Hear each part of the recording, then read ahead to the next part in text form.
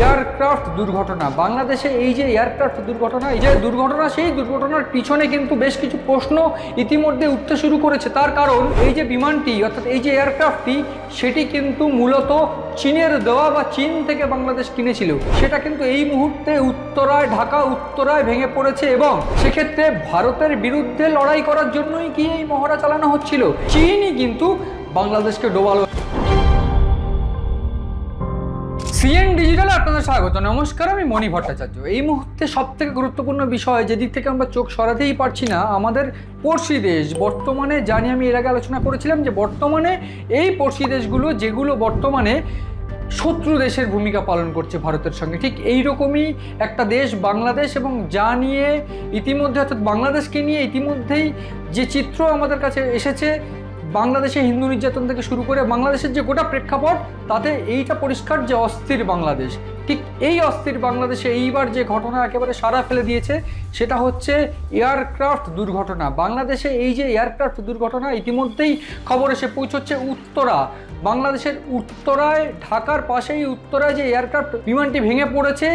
এই মুহূর্তে সবথেকে চাঞ্চল্যকর যে ভিডিও ইতিমধ্যে ভাইরাল, বাংলাদেশ এয়ারফোর্সের এই যে বিমান F7 BGI, এই যে বিমানটি, সেই বিমানটি কিন্তু ভেঙে পড়েছে। এবং আমরা এর আগে দেখেছি সম্প্রতি ভারতের এই যে বিমান দুর্ঘটনা, আহমেদাবাদের বিমান দুর্ঘটনা, ঠিক তারপরে বাংলাদেশের এই যে বিমান দুর্ঘটনাতে প্রশ্ন তুলে দিচ্ছে ঠিক বিমানে নিরাপত্তা নিয়ে। এই যে বিমান নিরাপত্তা নিয়ে প্রশ্ন উঠতে শুরু করলেই দেখা যাবে এই আহমেদাবাদ বিমান দুর্ঘটনা কিংবা কোথাও গিয়ে বাংলাদেশের এই যে বিমান দুর্ঘটনা, তাতে প্রশ্ন উঠছে কোন কারণে বা কী কারণে এক্স্যাক্টলি এই দুর্ঘটনা।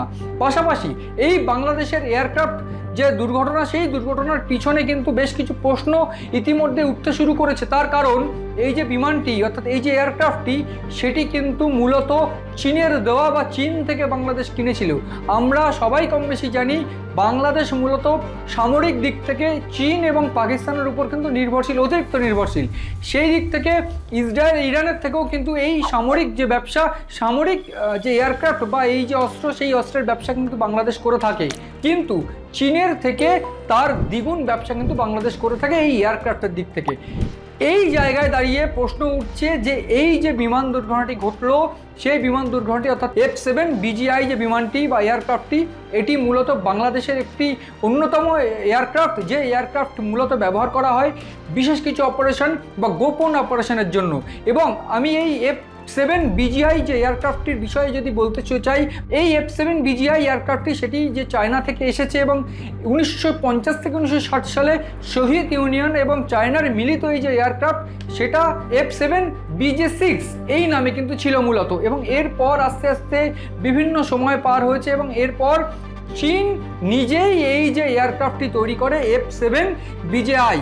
এই যে F7 BGI, এই F7 BGI মূলত বিভিন্ন অপারেশন সহ বিভিন্ন ইন্টারকন্টিনেন্টাল যে হামলা বা মিসাইল চার্জের জন্য এই যে এয়ারক্রাফট এবং এই এয়ার ডিফেন্সের জন্য কিন্তু এই এয়ারক্রাফটটি ব্যবহার করা হয়। এবং সবথেকে গুরুত্বপূর্ণ বিষয়, চীনের এই যে এয়ারক্রাফট সেটি এই বাংলাদেশ ভারত সীমান্তে বিভিন্ন জায়গায় কিন্তু রেকি করার জন্য মূলত এই এয়ারক্রাফটটি ব্যবহার করা হতো। এবং যেটা বাংলাদেশ এয়ারফোর্স, তারা কিন্তু এই এয়ারক্রাফটটি ব্যবহার করতেন বিভিন্ন জায়গায় রেকি করার জন্য ভারতের বিভিন্ন সীমান্ত।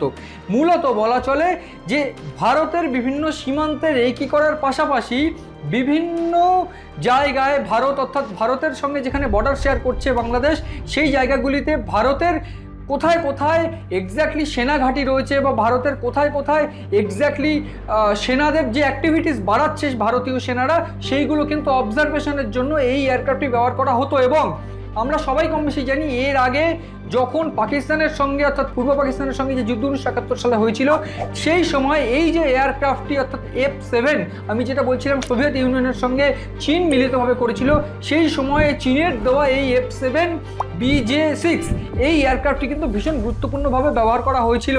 এবং এরপর এই যে আপগ্রেডেশন, এই আপগ্রেডেশনের পর এই F7 BJI সেটা কিন্তু এই মুহূর্তে ঢাকা উত্তরায় ভেঙে পড়েছে। এবং এইখানে দাঁড়িয়ে এক একটা বিষয় সামনে আসছে যে যেই জায়গায় ভেঙে পড়েছে এই বিমানটি অর্থাৎ এয়ারক্রাফটটি মাইলস্টোন স্কুল অ্যান্ড কলেজ, যেইখানে মূলত ঢাকার অন্যতম গুরুত্বপূর্ণ একটি কলেজ এবং স্কুল।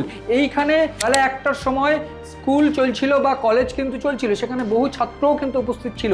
এই জায়গায় ঠিক বেলা 1টার সময় এই বিমানটি ভেঙে পড়া, সেটা কিন্তু একটা বড় দুর্ঘটনা বলা চলে। এবং এই ঘটনা ইতিমধ্যে যে পাইলট ছিলেন, পাইলটের মৃত্যু হয়েছে। স্বাভাবিকভাবে এই ধরনের এয়ারক্রাফট বা মহড়ার ক্ষেত্রে কিন্তু পাইলট সহ বেশ কয়েকজন থাকে, কিন্তু এই যে বিমানটিতে বা এই যে এয়ারক্রাফটটিতে মাত্র একজন পাইলট ছিল বলে সেই পাইলটের কিন্তু মৃত্যু হয়েছে। কিন্তু এই বিমান এই স্কুল মাইলস্টোন স্কুলের আশেপাশে এই চত্বরে ভেঙে পড়ায় বহু ছাত্রছাত্রীর কিন্তু ক্ষতি হয়েছে বা ক্ষয়ক্ষতির পরিমাণ যদি দেখা যায় সেটা কিন্তু বেশ কিছু ক্ষয়ক্ষতি হয়েছে স্কুল সহ কলেজটিতে। এছাড়া প্রায় 25 জন ছাত্রছাত্রী তারা কিন্তু গুরুতর আহত এবং শেখ হাসিনার নামকরণে একটি হাসপাতাল সেই সংলগ্ন এলাকায় রয়েছে এবং সেইখানে কিন্তু তাদেরকে প্রাথমিকভাবে নিয়ে যাওয়া হয়েছে। কিন্তু এই বিমান দুর্ঘটনাটি বর্তমানে বেশ কিছু প্রশ্ন বাংলাদেশে তুলে দিচ্ছে, যেটা মূলত বাংলাদেশের সিকিউরিটি বা সেফটি নিয়ে প্রশ্ন উঠছে। কারণ কতটা ইরেসপন্সিবল হলে একটা এই এলাকায়, যেখানে ঢাকা মূল জায়গা, যেখানে এই ধরনের স্কুল কলেজ বা আমরা সবাই কম বেশি জানি একটা ব্যস্ততম শহর বাংলাদেশের এই ঢাকা, সেইখানের মতো জায়গায় এই এয়ারক্রাফট কিন্তু তারা মহড়া দিচ্ছিল। এবং এই একটা জায়গায় যখন এই এয়ারক্রাফটটি মহড়ার সময় ভেঙে পড়ে, সেটা যেমন ইরেসপন্সিবিলিটির প্রশ্ন থাকছে, অন্যদিকে প্রশ্ন উঠছে স্বাভাবিকভাবেই যে এই বিমানটি কেন তারা মহড়া দিচ্ছিল, তবে কি বিশেষ কোনো মহড়া তারা দিচ্ছিল। সাম্প্রতিক সময় এই প্রশ্ন উঠছে, এটা ওঠাই স্বাভাবিক। তার কারণ গত সপ্তাহের যদি ঘটনা দেখি বা লাস্ট কয়েকদিনের যদি ঘটনা দেখি, দেখতে পাবো গোপালগঞ্জ, যেটা শেখ হাসিনা বা আওয়ামী লীগের গড় বলা চলে, যেটা শেখ হাসিনার জন্মস্থান, এই জায়গায় মূলত যখন এনসিপির যারা কর্তারা রয়েছেন বা এনসিপি নেতারা, ছাত্র নেতারা রয়েছেন, তারা গিয়েছিলেন সভা করতে, নাহিদ ইসলাম সহ বিভিন্ন যারা নেতারা রয়েছেন, সেখানে মূলত পুলিশের সঙ্গে খণ্ডযুদ্ধ থেকে শুরু করে বেশ কিছুটা সাময়িক ধাক্কা কিন্তু সরকারকে পেতে হয়, প্রশাসনকে পেতে হয় সেই জায়গার কিন্তু পরিস্থিতি সামাল দিতে। সেইখানে লাঠিচার্জ হয়, 144 ধারা জারি হয় এবং এই মুহূর্তে সেই এলাকা কিন্তু যথেষ্ট থমথমে। এবং এই জায়গাকে কেন্দ্র করে বা এই ঘটনাকে কেন্দ্র করে গোটা বাংলাদেশে কিন্তু একটা রব উঠেছিল যে শেখ হাসিনা ফিরছেন। এরপরেই শেখ হাসিনা একটা গোপন আন্দোলন, একটি সমাবেশ থেকে বা যদি বলা ভালো একটা ভার্চুয়াল সমাবেশ থেকে একটা গোপন আন্দোলন এবং একটা ছক কিন্তু বেঁধে দেন আওয়ামী লীগের উদ্দেশ্যে যে এই ইউনূসকে উৎখাত করতে হবে। এবং এই ইউনূসকে উৎখাত করা মানে সেক্ষেত্রে ক্ষমতায় কিন্তু ফের হাসিনা বসতে পারেন, এই ইঙ্গিত কিন্তু প্রাথমিকভাবে মিলেছিল গোয়েন্দাদের তরফ থেকে। এবং স্বাভাবিকভাবে আমরা সবাই জানি যে কোনোভাবে যদি হাসিনাকে ফিরতে হয় বা এই যে রব উঠেছিল যে হাসিনা ফিরছে দেশে, এইটা যদি সম্ভব হয় সেক্ষেত্রে ভারতের ইনভলভমেন্ট কিন্তু ছাড়া সম্ভব না এই গোটা ঘটনা। সেক্ষেত্রে ভারতের বিরুদ্ধে লড়াই করার জন্যই কি এই মহড়া চালানো হচ্ছিল, এই বিষয়টা কিন্তু সবথেকে গুরুত্বপূর্ণ প্রশ্ন উঠছে। চীনের টাকায় লালমনিরহাট যে এয়ারবেস ক্যাম্প, সেইখানে কিন্তু একটা এয়ারবেস ক্যাম্প তৈরি হচ্ছে। পাশাপাশি চীনের টাকায় বেশ কিছু প্রজেক্ট কিন্তু এই মুহূর্তে বাংলাদেশ হায়ার করেছে এবং বাংলাদেশে আপকামিং প্রজেক্ট কিন্তু বেশ কিছু প্রজেক্ট যেগুলো চীনের টাকায় হচ্ছে বা হবে।